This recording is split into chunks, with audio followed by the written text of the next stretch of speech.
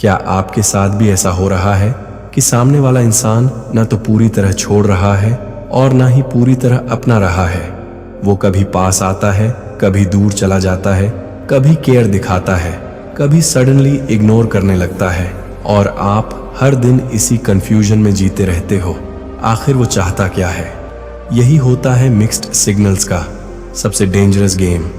ये गेम बाहर से सिंपल लगता है, लेकिन अंदर से ये आपकी सेल्फ रिस्पेक्ट, आपकी मेंटल पीस और आपकी इमोशनल एनर्जी तीनों को धीरे धीरे खत्म कर देता है।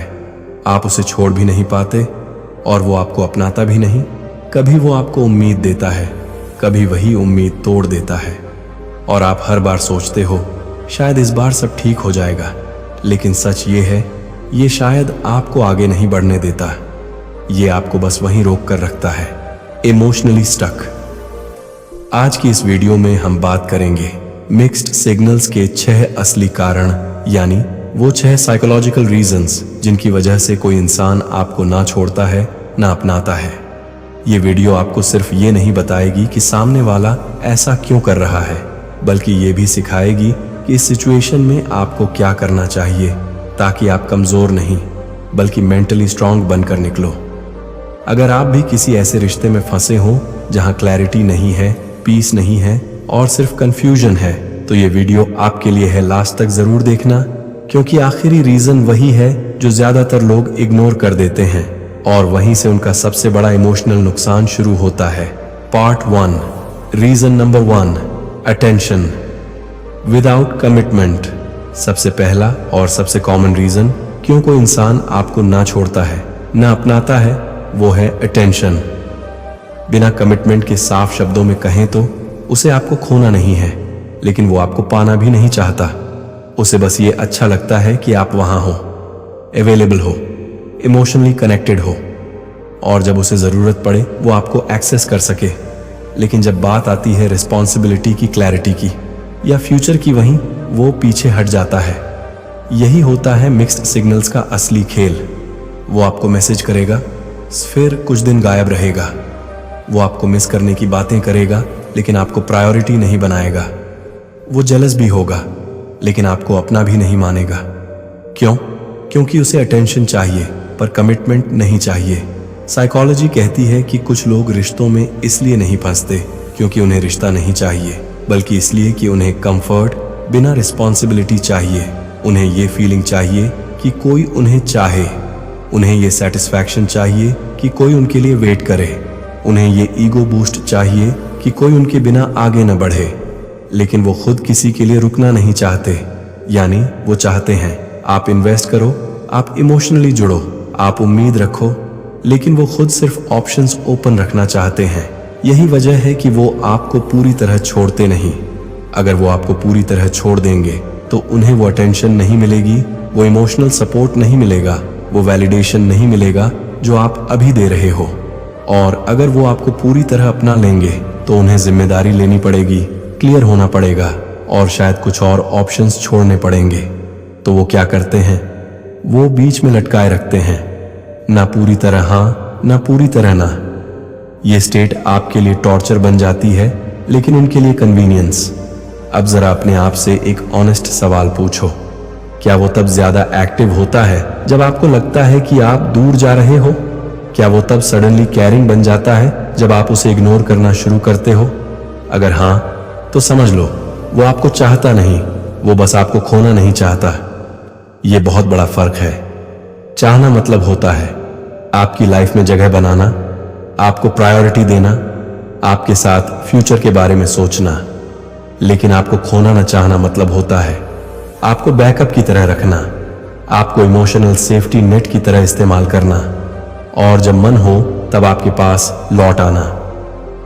ये बिहेवियर अक्सर उन लोगों में दिखता है जो खुद अंदर से इनसिक्योर होते हैं, या जिन्हें अकेले रहना डराता है, या जिन्हें हमेशा किसी न किसी से अटेंशन चाहिए। ऐसे लोग खुद को अकेला नहीं देख सकते, लेकिन वो किसी के साथ फुली कमिटेड भी नहीं रह सकते। तो वो क्या करते हैं? वो कई लोगों को इमोशनली हुक में रखते हैं। आप उनमें से एक हो सकते हो।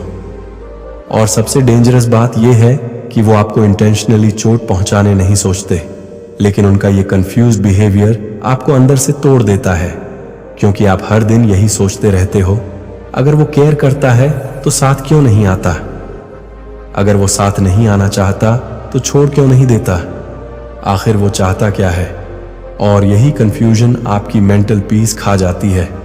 अब एक और डीप ट्रूथ समझो, जो इंसान आपको सच में चाहता है उसे आपको खोने का डर होता है, और जो इंसान आपको सिर्फ अटेंशन के लिए रखता है उसे बस इतना डर होता है कि उसका कंफर्ट जोन डिस्टर्ब ना हो जाए। इसलिए वो आपको पूरी तरह जाने भी नहीं देता और पूरी तरह पास भी नहीं आने देता।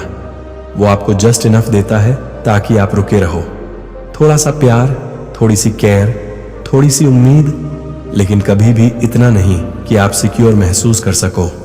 यही है ब्रेड क्रमिंग का खेल, छोटे छोटे इमोशनल क्रम्स फेंकते रहना ताकि आप रिलेशनशिप के इल्यूजन में फंसे रहो।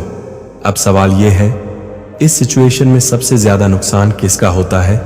आपका, क्योंकि आप क्लैरिटी चाहते हो, आप स्टेबिलिटी चाहते हो, आप इमोशनल पीस चाहते हो, और वो आपको सिर्फ अनसर्टेनिटी दे रहा है। आप धीरे धीरे अपनी सेल्फ रिस्पेक्ट कॉम्प्रोमाइज करने लगते हो, आप वेट करने लगते हो, आप एडजस्ट करने लगते हो, आप सोचने लगते हो शायद वो बदल जाएगा। लेकिन सच्चाई ये है, जो इंसान आपको सिर्फ अटेंशन के लिए रखता है वो तब तक नहीं बदलेगा जब तक उसे लगेगा कि वो आपको बिना कमिट किए भी रख सकता है। यही कारण है कि स्टोइक माइंडसेट यहाँ बहुत जरूरी हो जाता है। स्टोइसिज्म सिखाता है, जिस चीज पर तुम्हारा कंट्रोल नहीं है उसे पकड़कर मत बैठो, और जिस इंसान में क्लैरिटी नहीं है उससे क्लैरिटी की उम्मीद मत रखो। अगर कोई आपको हाफ वे रख रहा है तो वो आपको रिस्पेक्ट नहीं दे रहा, और बिना रिस्पेक्ट के कोई भी रिश्ता कभी हेल्थी नहीं हो सकता। इसलिए रीजन नंबर 1 को एक लाइन में समझ लो, वो आपको इसलिए नहीं छोड़ता क्योंकि उसे आपकी अटेंशन चाहिए, और वो आपको इसलिए नहीं अपनाता क्योंकि उसे कमिटमेंट नहीं चाहिए। और जब तक आप ये गेम खेलने देते रहोगे वो यही करता रहेगा। अगले पार्ट में हम बात करेंगे रीजन नंबर 2 की, जो और भी ज्यादा डेंजरस है, क्योंकि उसमें सामने वाला सिर्फ कंफ्यूज्ड नहीं होता, वो अंदर से इमोशनली ब्रोकन भी हो सकता है, और उसी टूटेपन की कीमत आप चुका रहे होते हो। Part 2, reason number 2, fear of losing control, control खोने का डर। अब समझो, दूसरा बहुत बड़ा रीजन जिसकी वजह से कोई इंसान आपको ना छोड़ता है ना अपनाता है, वो है कंट्रोल खोने का डर। कुछ लोग रिलेशनशिप को प्यार की तरह नहीं देखते, वो उसे पावर की तरह देखते हैं। उन्हें ये अच्छा लगता है कि कोई उनके लिए वेट कर रहा है, कोई उनकी अवेलेबिलिटी पर डिपेंड कर रहा है, कोई उनके मूड के हिसाब से रिएक्ट कर रहा है। ये उन्हें एक फीलिंग देता है, मेरे हाथ में सब कुछ है। और जैसे ही उन्हें लगता है कि आप इंडिपेंडेंट हो रहे हो, आप इमोशनली डिटैच हो रहे हो, आप आगे बढ़ सकते हो, वहीं उनका डर शुरू हो जाता है। डर ये नहीं कि वो आपको खो देंगे, डर ये होता है कि वो आप पर अपना कंट्रोल खो देंगे। यही वजह है कि वो आपको पूरी तरह छोड़ते नहीं।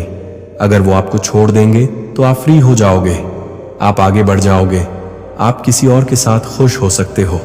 और ये थॉट उनके ईगो को हर्ट करता है, लेकिन वो आपको पूरी तरह अपनाते भी नहीं। क्यों?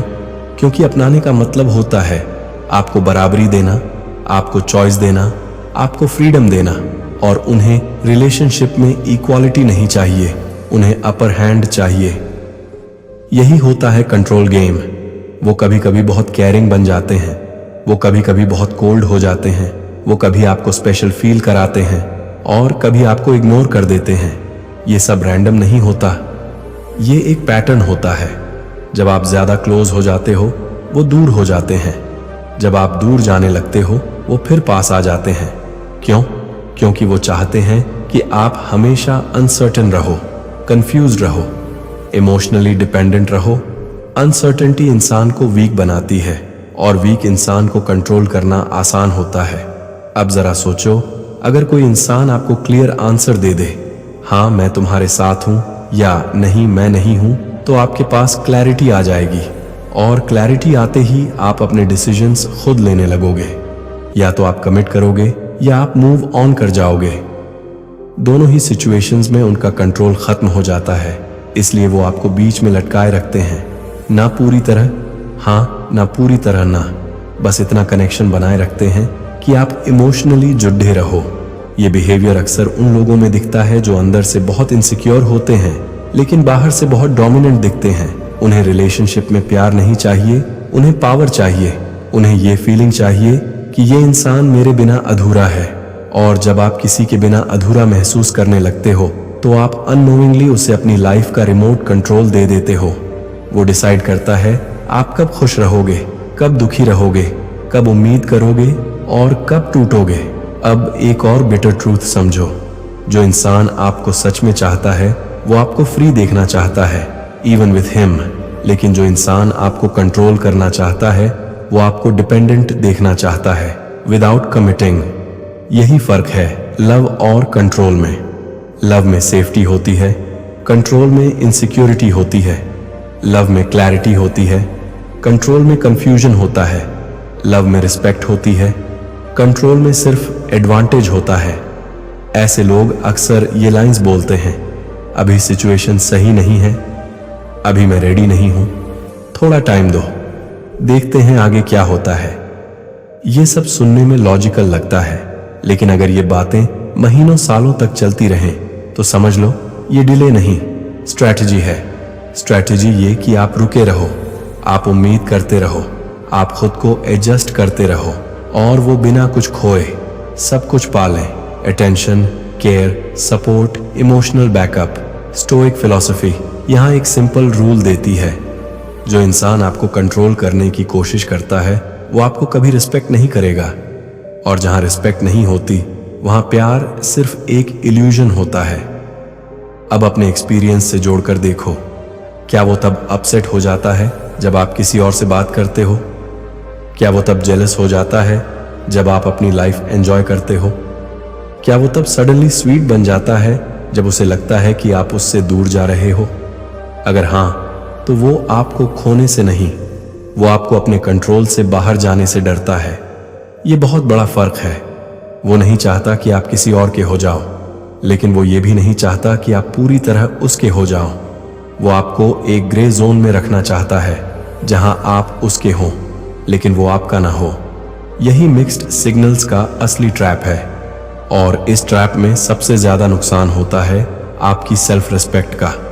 आप धीरे धीरे खुद को छोटा करने लगते हो। आप सोचने लगते हो शायद मुझ में ही कमी है, शायद मुझे और समझदार बनना चाहिए, शायद मुझे और वेट करना चाहिए। लेकिन सच्चाई ये है, हेल्थी रिश्ता कभी भी कंट्रोल और कंफ्यूजन पर नहीं टिकता। हेल्थी रिश्ता टिकता है क्लैरिटी, रिस्पेक्ट और म्यूचुअल चॉइस पर। अगर कोई इंसान आपको चॉइस नहीं दे रहा और खुद भी क्लियर नहीं हो रहा तो वो रिश्ता नहीं बना रहा, वो बस आपको होल्ड करके रख रहा है। और स्टोइक माइंडसेट यही कहता है, जिस जगह तुम्हारी फ्रीडम नहीं है वो जगह तुम्हारी नहीं है।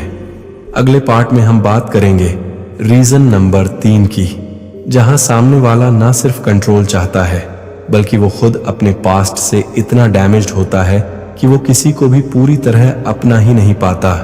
और उसकी उस इमोशनल डैमेज की कीमत आप चुका रहे होते हो। Part 3, reason number 3, emotional baggage, past का बोझ। कई बार सामने वाला इंसान आपको ना छोड़ता है, ना अपनाता है, क्योंकि वो खुद अंदर से इमोशनली ब्रोकन होता है। उसका आज आपके साथ जो बिहेवियर है वो हमेशा आपके बारे में नहीं होता। अक्सर वो उसके पास्ट वुंड्स, उसके फेल्ड रिलेशनशिप्स और उसके ट्रस्ट इश्यूज का रिजल्ट होता है। कुछ लोग बाहर से बहुत स्ट्रांग दिखते हैं लेकिन अंदर से वो अभी भी किसी पुराने धोखे, किसी पुराने हार्ट ब्रेक या किसी पुराने नुकसान में फंसे रहते हैं। और जब कोई इंसान अंदर से टूटा होता है तो वो दो चीजें एक साथ चाहता है। एक तरफ उसे कनेक्शन चाहिए, उसे अकेलापन नहीं चाहिए।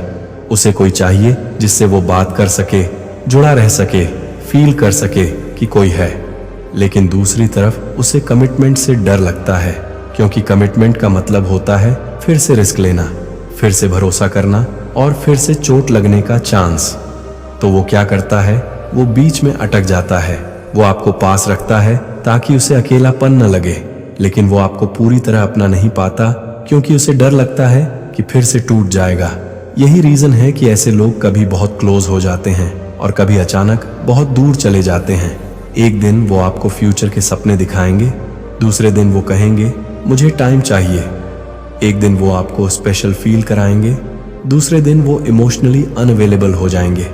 ये इनकंसिस्टेंसी रैंडम नहीं होती, ये उनके अंदर चल रही लड़ाई का रिफ्लेक्शन होती है। उनका दिल चाहता है कि वो आगे बढ़े, उनका डर चाहता है कि वो पीछे हट जाए, और इस फाइट के बीच में फंस जाते हो तुम। अब यहाँ एक इंपॉर्टेंट बात समझो, हर इमोशनली डैमेज्ड इंसान बैड नहीं होता। कई लोग सच में हर्ट होते हैं, कंफ्यूज्ड होते हैं और खुद भी नहीं जानते कि उन्हें क्या चाहिए। लेकिन प्रॉब्लम तब शुरू होती है जब उनकी कंफ्यूजन आपकी मेंटल पीस तोड़ने लगती है, जब उनका पास्ट आपके प्रेजेंट को रूइन करने लगता है, जब उनके डर की कीमत आप अपने सेल्फ रिस्पेक्ट से चुकाने लगते हो। ऐसे लोग अक्सर ये बातें कहते हैं, मुझे टाइम चाहिए, मैं रेडी नहीं हूं, मैं अभी हील कर रहा हूं, मुझे रिलेशनशिप से डर लगता है। ये बातें कुछ समय तक समझ में आती हैं, लेकिन अगर ये स्टेट महीनों या सालों तक चलती रहे तो ये हीलिंग नहीं होती, ये इमोशनल लिम्बो बन जाता है, जहां आप अटके रहते हो और वो भी अटके रहते हैं। लेकिन फर्क ये है कि आपकी लाइफ रुकी रहती है और वो बिना कमिटमेंट के भी आपकी प्रेजेंस एंजॉय करता रहता है। अब सोचो, अगर कोई इंसान सच में हील करना चाहता है तो वो या तो पूरी ऑनेस्टी के साथ रिलेशनशिप से बाहर निकलेगा या फिर पूरी ऑनेस्टी के साथ अंदर आएगा। लेकिन जो इंसान आपको बीच में लटका कर रखता है वो असल में अपना दर्द ठीक नहीं कर रहा, वो बस अपने दर्द से डिस्ट्रैक्शन ढूंढ रहा है। और कई बार वो डिस्ट्रैक्शन आप बन जाते हो। आप उसकी बात सुनते हो, आप उसे समझते हो, आप उसे सपोर्ट देते हो, आप उसके मूड स्विंग्स हैंडल करते हो। धीरे धीरे आप उसकी इमोशनल क्रच बन जाते हो।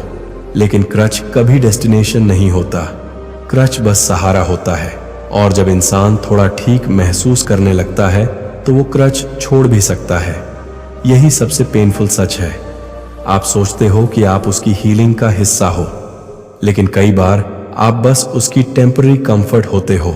और क्योंकि वो अंदर से डरता है, वो आपको पूरी तरह छोड़ भी नहीं पाता। और क्योंकि वो अभी रेडी नहीं है, वो आपको पूरी तरह अपना भी नहीं पाता। तो वो क्या करता है, वो आपको होल्ड करता है जैसे कोई सेफ्टी नेट। अगर उसकी लाइफ में सब ठीक चल रहा हो तो वो थोड़ा दूर हो जाता है। अगर वो फिर से अकेला या वीक महसूस करे तो वो आपके पास वापस आ जाता है।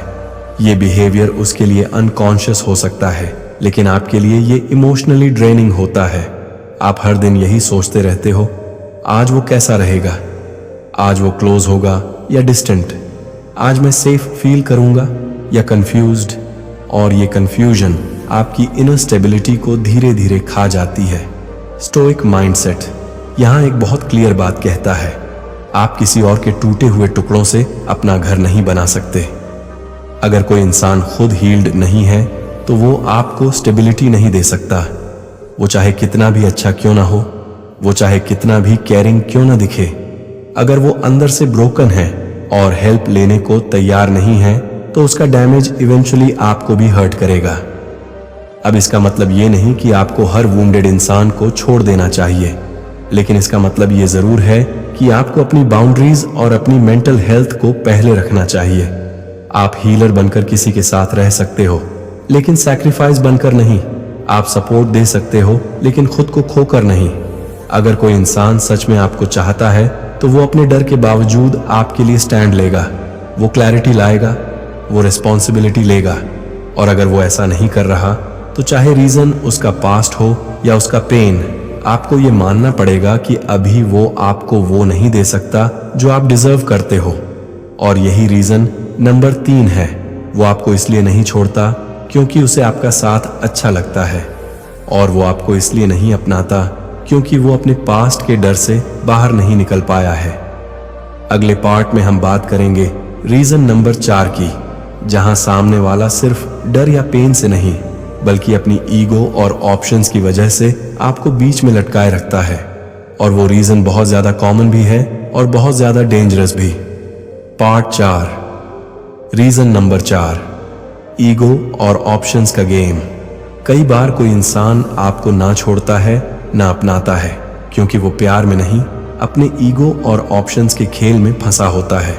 उसके लिए रिश्ता एक इमोशनल बॉन्ड नहीं होता, उसके लिए रिश्ता एक स्टेटस सिंबल होता है, एक ऐसी चीज जो ये साबित करे कि देखो मेरी लाइफ में लोग हैं जो मुझे चाहते हैं।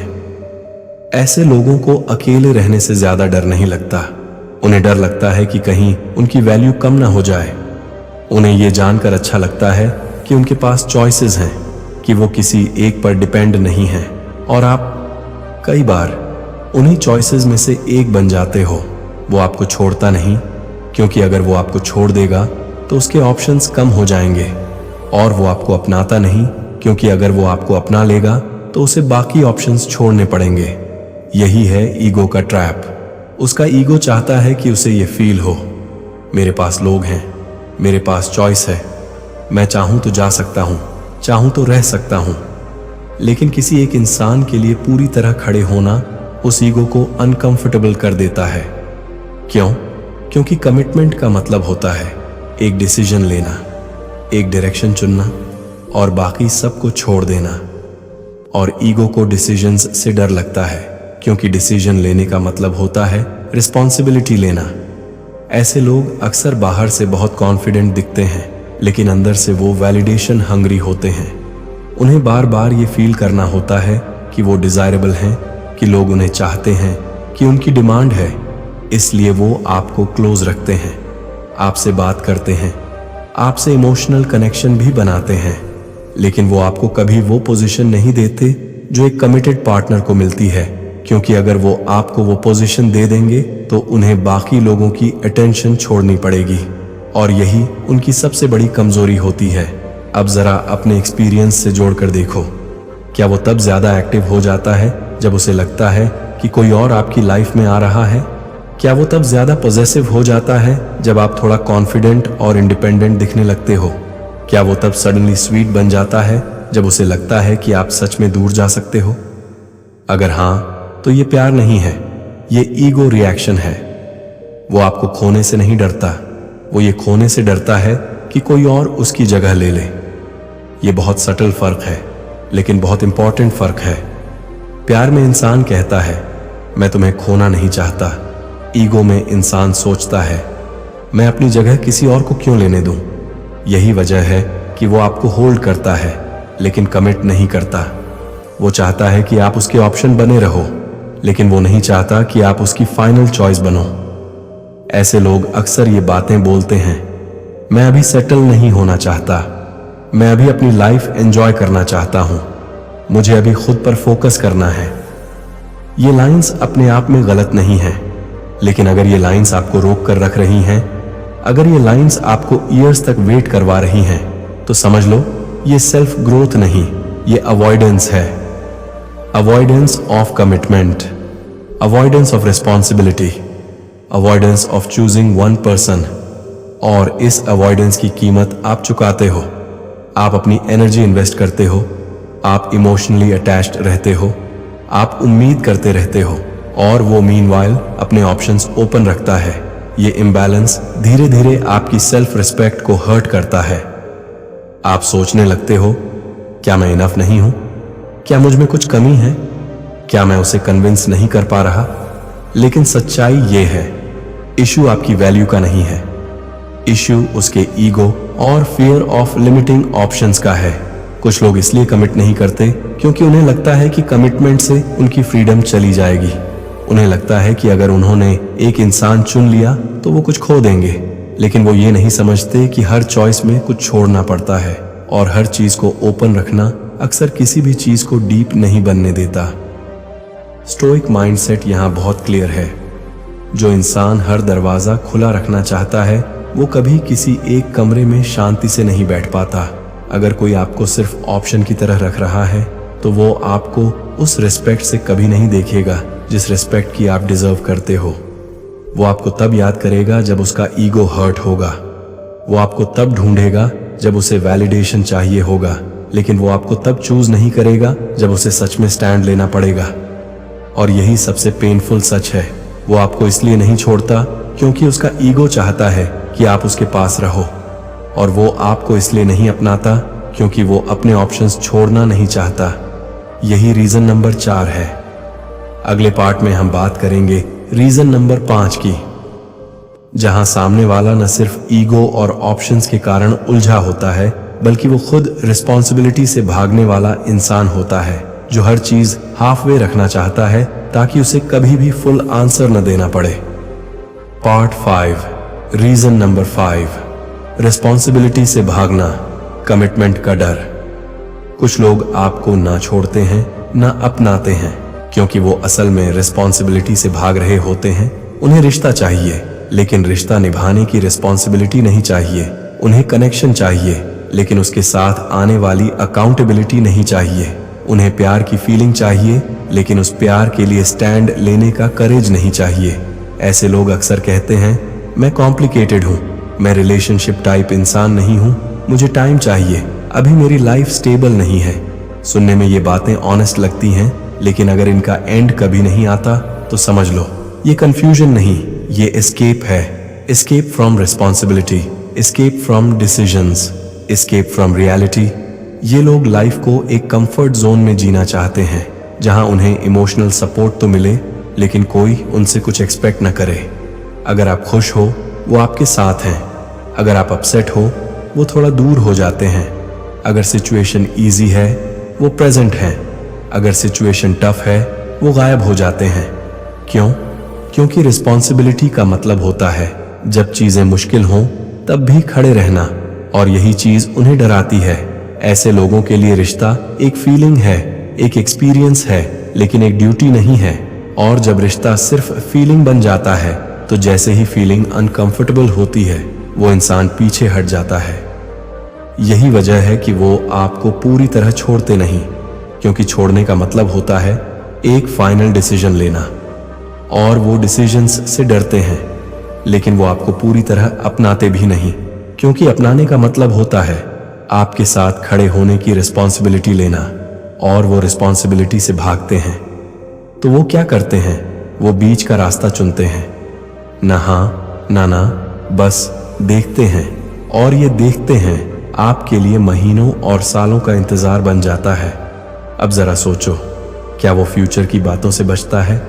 क्या वो सीरियस टॉपिक्स पर जोक बना देता है? क्या वो प्लानिंग से अनकंफर्टेबल हो जाता है?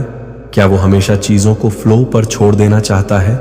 अगर हाँ तो समझ लो वो कमिटमेंट से नहीं, वो रिस्पॉन्सिबिलिटी से डरता है, क्योंकि कमिटमेंट का मतलब होता है आपकी नीड्स को सीरियसली लेना, आपकी फीलिंग्स को प्रायोरिटी देना, आपके साथ मुश्किल वक्त में भी खड़े रहना। और ये सब आसान नहीं होता। इजी तो ये है कि थोड़ा पास आओ, थोड़ा दूर जाओ, जब अच्छा लगे तब कनेक्ट करो, और जब हैवी लगे तब गायब हो जाओ।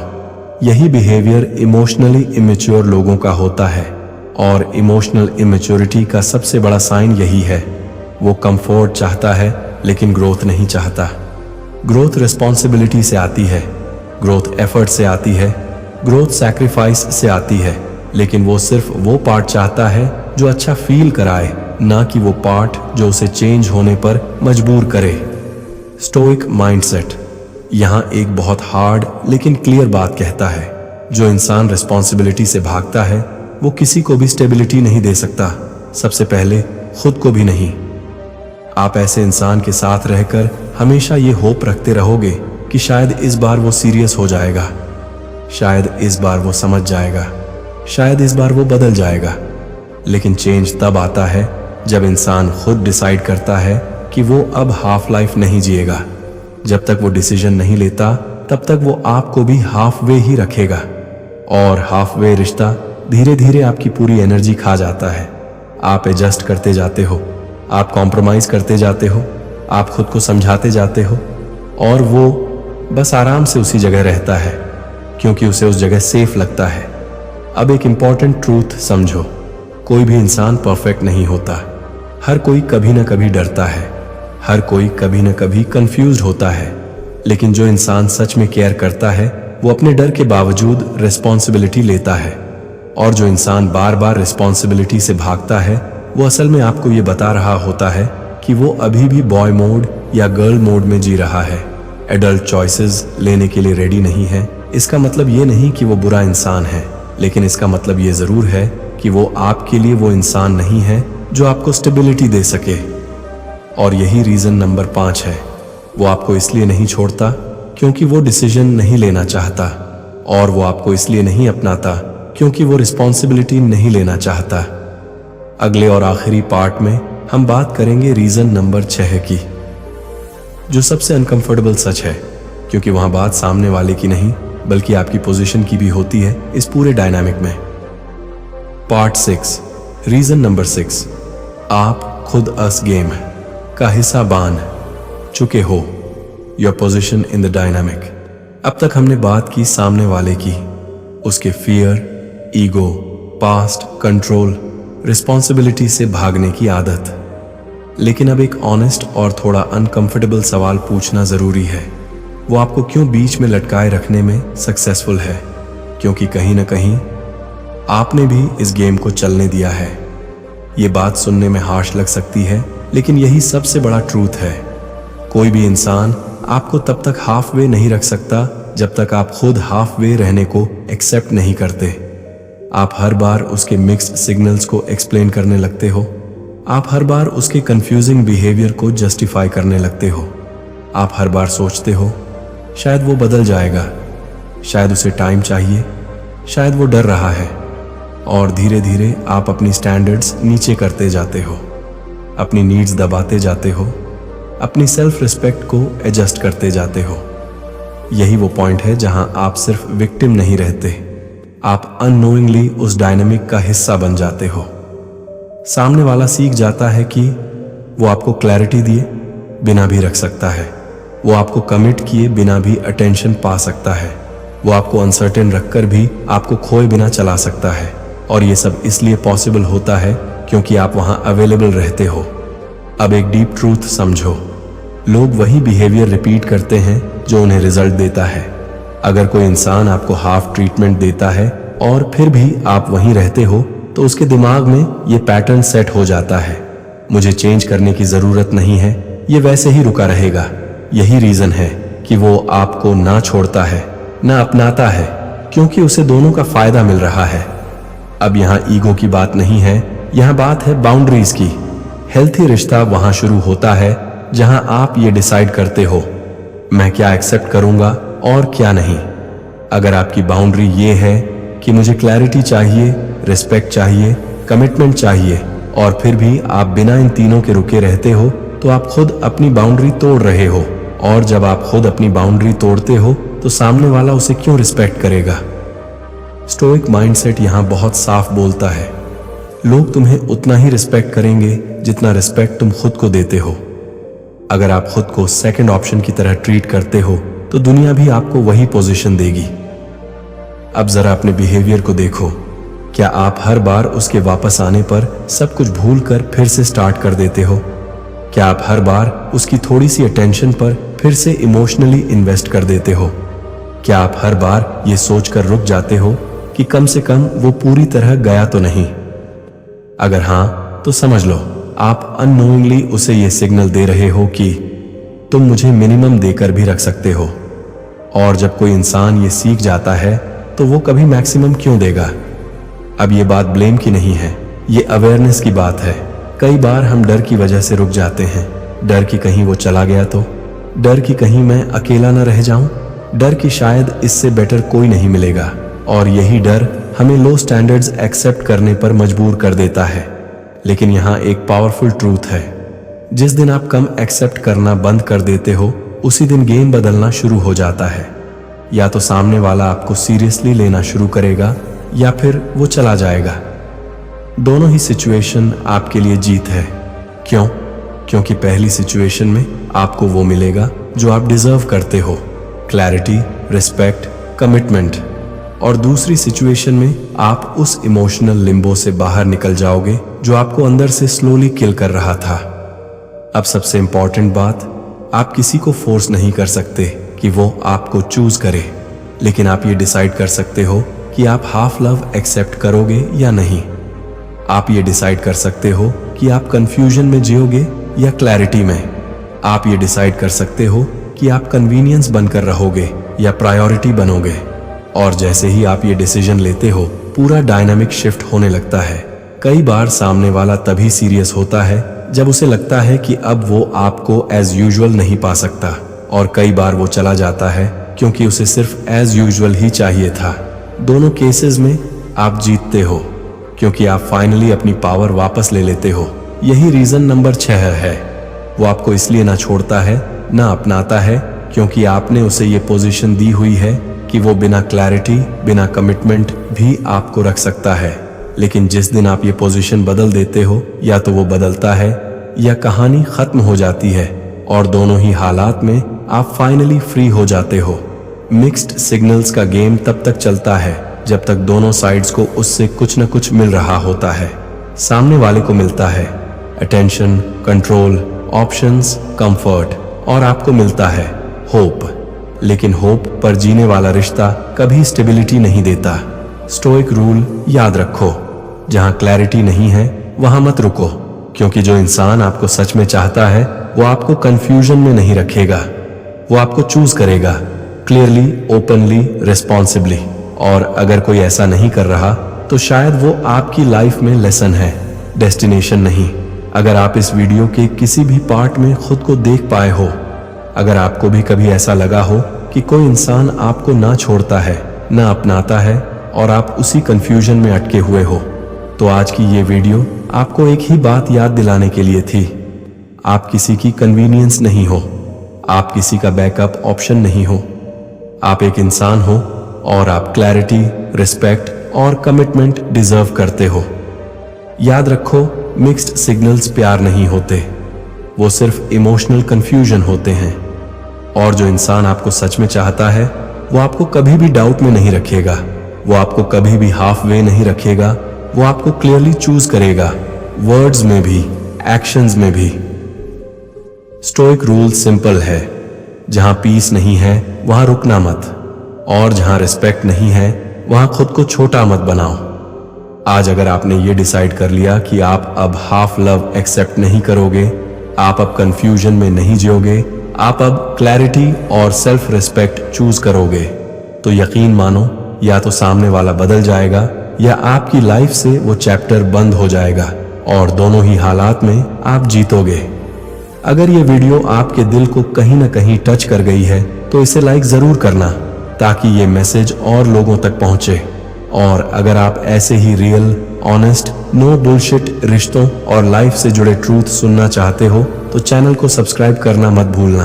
कमेंट में जरूर बताना, क्या आप कभी ऐसे मिक्स्ड सिग्नल्स वाले रिश्ते में फंसे हो, और अगर हाँ तो आपने क्या सीखा। याद रखो, आप किसी के मे भी नहीं हो, आप किसी का हेल यस डिजर्व करते हो। मिलते हैं अगली वीडियो में एक और स्ट्रॉन्ग ट्रूथ के साथ।